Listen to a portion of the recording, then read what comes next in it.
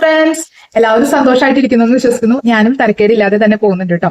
അപ്പൊ ഇന്നത്തെ നമ്മുടെ ടോപ്പിക് വന്നിട്ട് പാദത്തിനടിയിൽ ഉണ്ടാകുന്ന തരിപ്പിനെ കുറിച്ചാണ്. പ്രത്യേകിച്ച് കാലിന്റെ അടിയിൽ, നമുക്ക് കൈയിന്റെ അടിയിലും തരിപ്പ് അനുഭവപ്പെടാറുണ്ട്. അപ്പോൾ പല സ്ഥലങ്ങളിലും നമുക്ക് ശരീരത്തിന്റെ പല ഭാഗത്തും തരിപ്പ് നമുക്ക് പലപ്പോഴും അനുഭവപ്പെടാറുണ്ട്, പല ആളുകളിലും അനുഭവപ്പെടാറുണ്ട്. അപ്പൊ അതിനെക്കുറിച്ചുള്ള ഒരു ഫുള്ളായിട്ട് നമ്മൾ അതിന്റെ കാരണങ്ങൾ, ലക്ഷണങ്ങൾ, പ്രതിവിധികൾ, ഔഷധങ്ങൾ, ഒറ്റമൂലികളൊക്കെ നമ്മൾ ഇന്ന് പരിചയപ്പെടുത്തുന്നുണ്ട്. അപ്പൊ ആരും സ്കിപ്പ് ചെയ്യാതെ ഫുള്ളായിട്ട് തന്നെ കാണാൻ ശ്രമിക്കാം.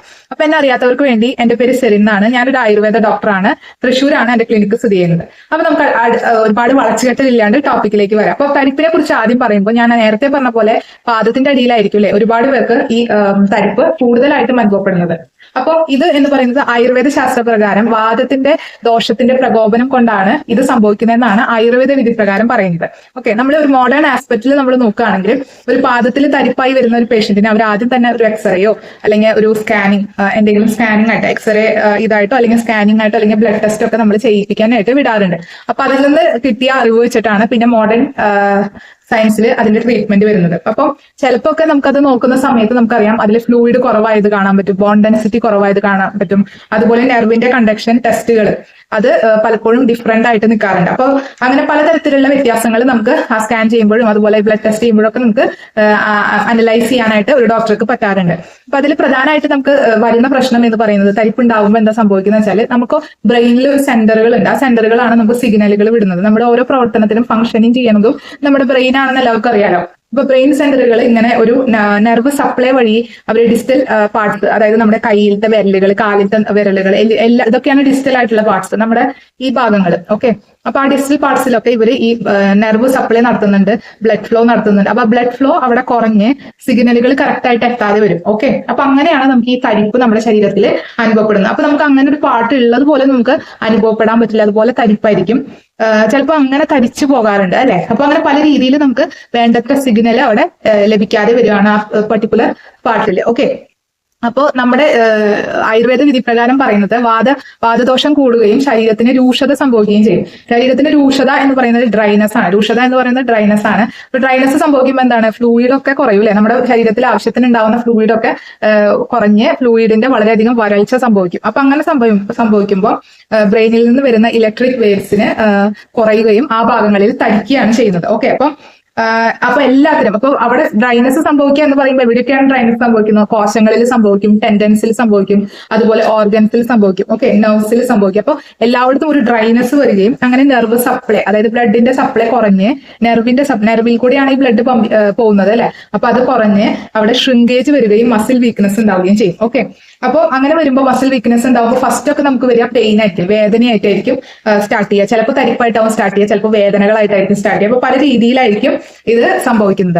അപ്പൊ നമുക്ക് ഇനി ലക്ഷണങ്ങളിലേക്ക് കടക്കുകയാണെങ്കിൽ ലക്ഷണങ്ങൾ കൂടുതലായിട്ടും വരെ ഭയങ്കര സ്റ്റിഫായിരിക്കും, നമ്മുടെ ആ ഏരിയ ഭയങ്കര സ്റ്റിഫായിരിക്കും. നമുക്കൊരു ഭയങ്കര നോവ് ഉണ്ടാവും, പിളർക്കാൻ പോകുന്ന, അതായത് പിളർന്നു പോകുന്ന നോവൊക്കെ നമുക്ക് അനുഭവപ്പെടും. അതുപോലെ പിടിച്ചു വലിക്കുന്ന നോവ്, മനസ്സിലായോ, പിളർന്ന നോവ്, പിടിച്ചു വലിക്കുന്ന നോവ്. പിന്നെ അതുപോലെ കൈകാലുകൾ കൊടയാൻ പോകുന്ന അവസ്ഥ, അങ്ങനത്തെ ഒരു അവസ്ഥ വരും. പിന്നെ ഇടയ്ക്കിടയ്ക്ക് ഇൻവോളണ്ടറി മൂവ്മെന്റ്സ് നമുക്ക് കണ്ടിട്ടില്ലേ, ചിലപ്പോൾ കണ്ണുകൾ തുടിക്കുന്നത്, നമുക്ക് തുടിക്കണമെന്നില്ലെങ്കിൽ തന്നെ ആ കണ്ണുകളൊക്കെ ചിലപ്പോൾ തുടിക്കുന്നത് കണ്ടിട്ടുണ്ട്. അതുപോലെ കൈയിന്റെ തടങ്ങൾ പെട്ടെന്നൊന്ന് കോരിത്തരിക്കുക എന്നുള്ള പോലെയൊക്കെ അങ്ങനെ സംഭവിക്കാം. അതൊക്കെ ഇൻവോളണ്ടറി മൂവ്മെന്റ്സ് ആണ്. അങ്ങനത്തെ ഇൻവോളണ്ടറി മൂവ്മെന്റ്സ് ഒക്കെ സംഭവിക്കാനായിട്ട് തുടങ്ങും. ഷിവറിങ് ഉണ്ടാവും. ഓക്കെ, അതൊക്കെ അവസാനത്തെ സ്റ്റേജുകളാണ് ഷിവറിങ്. പിന്നെ ആദ്യം നമുക്ക് എപ്പോഴും കാലിലാണ് ഈ തരിപ്പ് സ്റ്റാർട്ട് ചെയ്യുന്നത്. കാരണം എന്തോന്ന് ചിന്തിച്ചിട്ടുണ്ടോ? കാരണം ആയുർവേദ വിധി പ്രകാരം വാദത്തിന്റെ സ്ഥാനം എന്ന് പറയുന്നത് മുട്ടിന് താഴെയാണ്. അപ്പൊ മുട്ടിന് താഴെ എന്ന് പറയുന്നത് കാൽപാദത്തിലാണ് ഏറ്റവും സ്റ്റാർട്ടിങ് വരുന്നത്. ഓക്കെ, അപ്പൊ നമ്മുടെ കാല് എപ്പോഴും വാദം കൂടുന്ന സമയത്ത് കാലിലായിരിക്കും വേദനകളും അതുപോലെ അതിന്റെ പ്രശ്നങ്ങളൊക്കെ കൂടുതലായിട്ട് അനുഭവപ്പെടുന്നത്. അപ്പോൾ നമുക്ക് എന്തൊക്കെ കാര്യങ്ങളാണ് നമുക്ക് പ്രധാനമായിട്ടും അതിന്റെ കാരണമായിട്ട് വരുന്നത്? ഒന്നാമത്തത് വാദം കൂടുന്ന അവസ്ഥ. ഓക്കെ, പിന്നെ വരുന്നത് നമുക്ക് പ്രായം കൂടുമ്പോൾ, അതായത് ഒരു 40+, ഒരു 50+ ഒക്കെ ആവുമ്പോൾ നമ്മുടെ ശരീരത്തിൽ വാദദോഷമായിരിക്കും കൂടുന്നത്. നമ്മൾ ചെറിയ കുഞ്ഞുങ്ങളായിരിക്കുമ്പോൾ നമുക്ക് കഫദോഷമായിരിക്കും ശരീരത്തിൽ കൂടുതലായിട്ട് ആധിക്യം വരുന്നത്. പിന്നെ ഒരു മിഡിൽ ഏജ് ഒക്കെ ആവുമ്പോൾ പിത്തദോഷമായിരിക്കും കൂടുതലായിട്ട് ആധിക്യം സംഭവിക്കുക. അതുപോലെ തന്നെ വാദദോഷം വയസ്സായ സമയങ്ങളിലാണ് നമ്മുടെ ശരീരത്തിൽ ഏറ്റവും കൂടുതലായിട്ട് കാണുന്നത്. ഓക്കെ, മനസ്സിലായി. പിന്നെ അതുപോലെ വാദദോഷം കൂടുന്ന സമയം, അതായത് നമ്മുടെ ഭക്ഷണ രീതി, ലൈഫ് സ്റ്റൈല്, നമ്മൾ രാത്രി ഉറങ്ങാതെ രാവിലെ ഉറങ്ങുക, അതുപോലെ വാദപ്രകോപമായ ഭക്ഷണങ്ങൾ കഴിക്കുക, അതായത് കിഴങ്ങ് വർഗ്ഗങ്ങൾ, പരിപ്പ്, ഇതൊക്കെ ഒരുപാട് ഉപയോഗം, ഓക്കെ. അപ്പൊ അങ്ങനെയൊക്കെ സംഭവിക്കുന്ന സമയത്ത് നമ്മുടെ വാതദോഷം കൂടും. ഭക്ഷണ രീതി, ലൈഫ് സ്റ്റൈല്, എക്സസൈസ്, അതായത് ഉറക്കം കുറയുക, സ്ട്രെസ് കൂടുക, ടെൻഷൻ കൂടുക, അങ്ങനത്തെ അവസ്ഥകളൊക്കെ വരുന്ന സമയത്ത് നമ്മുടെ വാദം വലിയ രീതിയിൽ കൂടാനായിട്ട് കാരണമാകാറുണ്ട്. അതുപോലെ നമ്മുടെ ദോഷപ്രകൃതി, അവർ ജനറ്റിക് അല്ലെങ്കിൽ പാരമ്പര്യപരമായിട്ട് തന്നെ അല്ലെങ്കിൽ അവരുടെ ശരീരപ്രകൃതി അനുസരിച്ച് ഒരു വാദപ്രകൃതി ഉള്ളവരായിരിക്കും. അപ്പൊ അങ്ങനെയുള്ളവർക്ക് ഓട്ടോമാറ്റിക്കലി ഇങ്ങനത്തെ രോഗങ്ങൾ പിടിപെടാനായിട്ട് സാധ്യത കൂടുതലാണ്.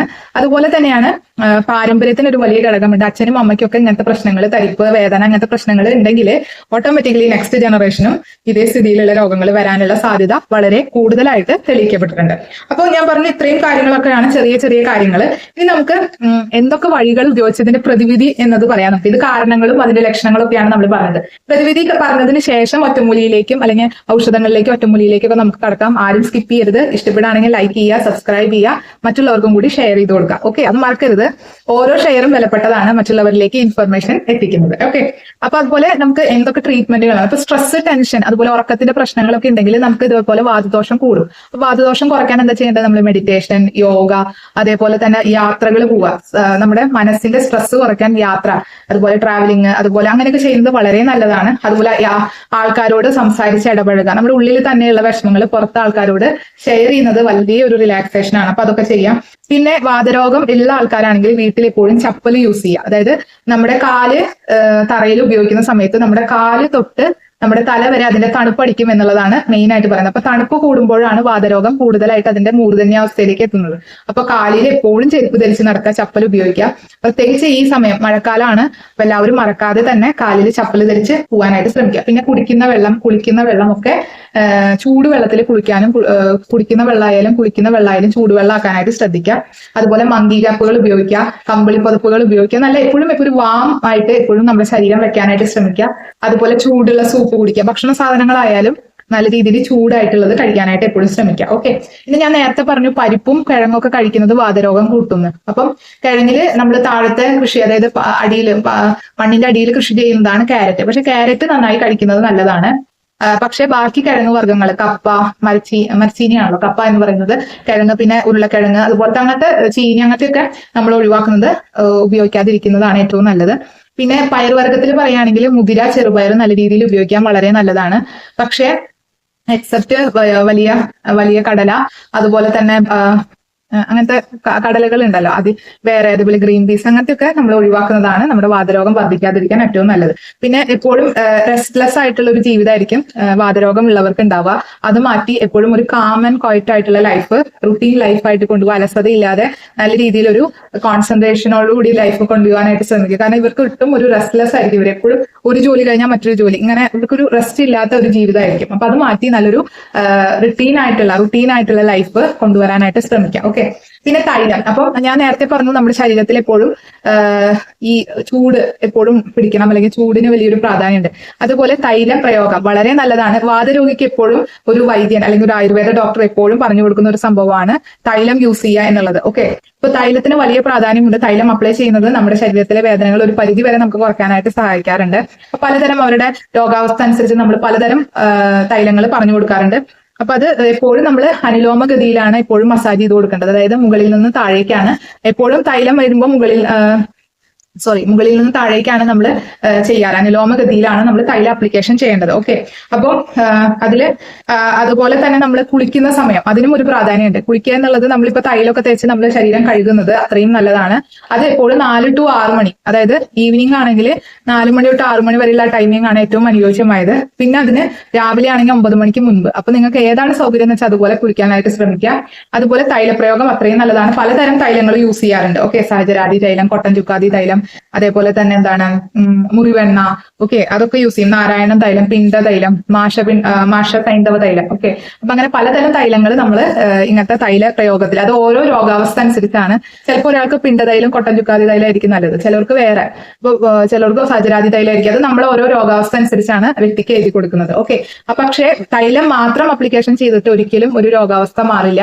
നമ്മൾ ഉള്ളിലേക്ക് മെഡിസിൻ കഴിക്കേണ്ടി വരും. അപ്പൊ അതിന് വേണ്ടിയിട്ട് കഷായ പ്രയോഗങ്ങളും കൂടി ട്രൈ ചെയ്യണം. അതിനൊന്നുമില്ല, രാസ്നാദി കഷായം, മഹാരാസ്നാദി കഷായം, ഓക്കെ, പലതരത്തിലുള്ള കഷായങ്ങളുണ്ട്. രാസ്ന സപ്തകം കഷായം, രാസ്ന ഇരണ്ടാദി കഷായം. ഇപ്പൊ ഓരോ അവസ്ഥയ്ക്കനുസരിച്ചാണ് നമ്മൾ പേഷ്യൻസിനെ എഴുതി കൊടുക്കുന്നത്. അതേപോലെ ബലാരിഷ്ടം, അപ്പൊ അരിഷ്ടങ്ങള്, ആസവയങ്ങള്, കഷായങ്ങള്, ഗുളികകള്, അതേപോലെ തന്നെ വേദനയൊക്കെ ഉണ്ടെങ്കിൽ യോഗരാജ ഗുഗുലു, അതുപോലെ ഗുഗുലു കൽപ്പനകൾ നമ്മൾ ഗുളികകളായിട്ട് അവർക്ക് കൊടുക്കാറുണ്ട്. അപ്പൊ അങ്ങനെ പലതരത്തിലുള്ള മെഡിസിൻസ് നമ്മൾ പേഷ്യന്റിന് ഉപയോഗിക്കേണ്ടി വരാറുണ്ട്. അപ്പൊ അത് ഓരോ രോഗാവസ്ഥ അനുസരിച്ച് ഒരു വൈദ്യൻ അല്ലെങ്കിൽ ഡോക്ടർക്ക് മാത്രമേ അറിയുള്ളൂ ഇവരെന്താണ് കഴിക്കേണ്ടത് എന്നുള്ളത്. ഇനി ഞാനൊരു ഒറ്റമൂലി പറഞ്ഞുതരാം. പക്ഷെ ഈ ഒറ്റമൂലി മാത്രം ഉപയോഗിച്ച് നല്ല രീതിയിൽ തരിപ്പുണ്ട്, വേദന ഉണ്ടെങ്കിൽ ഒരിക്കലും മാറില്ല. അതെപ്പോഴും ആലോചിക്കുക. അപ്പോൾ അതിന് വേണ്ടത് മണലാണ്. മണൽ നിങ്ങൾ 2 കിഴി കെട്ടിയിട്ട് നിങ്ങൾ നല്ല അത്യാവശ്യം ചൂടാക്കിയിട്ട്, ചെറിയ മീഡിയത്തിൽ അല്ലെങ്കിൽ ചെറിയ ചൂടാക്കിയിട്ട് ഈ തൈലം പരട്ടിയതിന് ശേഷം അതിന്റെ മുകളിലായിട്ട് നിങ്ങൾ കിഴി പിടിക്കുകയാണെങ്കിൽ, ഈ തരിപ്പുള്ള സ്ഥലത്ത് നമുക്ക് കിഴി പിടിക്കുകയാണെങ്കിൽ നല്ല രീതിയിൽ കഴപ്പ് മാറാനും തരിപ്പ് മാറാനും ഒക്കെ സഹായിക്കും. ഓക്കെ, അത് ഒരു തരത്തിൽ നിങ്ങൾക്ക് ചെയ്യാം. പിന്നെ ഒരെണ്ണം പറയുന്നത് എരിക്കല എന്ന് പറയും. അതിനെ നിങ്ങളുടെ അവിടെ ആ ഭാഗത്ത് എന്താ പറയുന്നതെന്ന് എനിക്കറിയില്ല. എരിക്ക് ഇല കിട്ടുകയാണെങ്കിൽ അത് ജസ്റ്റ് നിങ്ങൾ അതിന്റെ ഉള്ളിൽ നമുക്ക് ഒരു പശ ഉണ്ടാവും അല്ലെ, അപ്പൊ ആ പശയോട് കൂടിയതാണ്. പിന്നെ അതേപോലെ ഒരു ഇളം നീല പൂവൊക്കെ ഉണ്ടാവുന്നത് കാണാം, അതാണ് ഈ എരിക്കല. അതെടുത്തിട്ട് നിങ്ങൾ അതില് കനലില് ചെറുതായിട്ട് കനലില് പൊള്ളിക്കണം കേട്ടോ. അപ്പൊ കനലില് പൊള്ളിച്ചെടുക്കുക, ചെറുതായിട്ടൊന്ന് പൊള്ളിച്ചാൽ മതി. അതൊന്ന് നല്ല ഡ്രൈ ആയി കഴിഞ്ഞ് കഴിയുമ്പോൾ അതിന്റെ മുകളിൽ കൂടെ 101 ക്ഷീരബല തൈലം ഉണ്ട്, അത് ചെറുതായിട്ട് അപ്ലൈ ചെയ്തിട്ട് നിങ്ങൾ എന്ത് ചെയ്യണം, അത് അതിന്റെ മുകളിൽ കൂടെ തേച്ചിട്ട് കാലിൽ കെട്ടി വെക്കുക. ഓക്കെ, അല്ലെങ്കിൽ എന്ത് ചെയ്യണം, സോക്സ് ഇട്ട് വെക്കുക. ഉറങ്ങുന്നതിന് മുൻപ് അത് കാലിൽ വെച്ച് ഒരു സോക്സ് മുകളിക്കോടെ ഇട്ടിട്ട് രാത്രി കിടങ്ങുന്നതിന് മുമ്പ് 2 കാലിലും ഇട്ട്, 2 കാലിലും തരിപ്പുണ്ടെങ്കിൽ 2 കാലിലിടാം, ഒരു കാലിൽ തരിപ്പുള്ള വെച്ചാൽ ഒറ്റ കാലിലിട്ടാൽ മതി. ഓക്കെ, അങ്ങനെ ചെയ്തിട്ട് കിടക്കുന്നത് വളരെ നല്ലതാണ്. നല്ല മാറ്റം വരാറുണ്ട് കേട്ടോ. ഇത് വളരെ നല്ല രീതിയിലുണ്ടെങ്കിൽ നിങ്ങൾ തീർച്ചയായിട്ടും ഒരു ഡോക്ടറുടെ കൺസൾട്ടേഷൻ ചെയ്യുന്നത് അത്യാവശ്യമാണ്. അപ്പൊ അങ്ങനെ എന്തെങ്കിലും പ്രോബ്ലം ഉണ്ടെങ്കിൽ നമ്മളെ കോൺടാക്ട് ചെയ്യാം. അല്ല, തുടക്കക്കാരൊക്കെ ആണെങ്കിൽ ഇതൊക്കെ ചെയ്ത് നോക്കാവുന്നതാണ്. എന്നിട്ട് മാറിയില്ലെങ്കിൽ ഒരു ഡോക്ടറുടെ സഹായം തേടാവുന്നതാണ് കേട്ടോ. എന്നെ കൺസൾട്ട് ചെയ്യണമെങ്കിൽ ഈ നമ്പറിൽ ഓൺലൈൻ കൺസൾട്ടേഷനും ഡയറക്റ്റ് കൺസൾട്ടേഷനും ലഭ്യമാണ് കേട്ടോ. അപ്പൊ കോൺടാക്ട് ചെയ്യാവുന്നതാണ്. ഒന്നും ചെയ്യേണ്ട, വാട്സാപ്പിൽ ജസ്റ്റ് ഹായ് മെസ്സേജ് വിട്ടാൽ മതി. ഓക്കെ, അപ്പൊ മനസ്സിലായിരുന്നു വിചാരിക്കുന്നു ഈ ടോപ്പിക്. അപ്പൊ ഇഷ്ടപ്പെടുകയാണെങ്കിൽ എല്ലാവരും ലൈക്ക് ചെയ്യുക, സബ്സ്ക്രൈബ് ചെയ്യുക, കമന്റ് ചെയ്യുക, മറ്റുള്ളവർക്കും കൂടി ഷെയർ ചെയ്ത് കൊടുക്കുക. ഓക്കെ, അപ്പൊ bye, stay happy, stay healthy.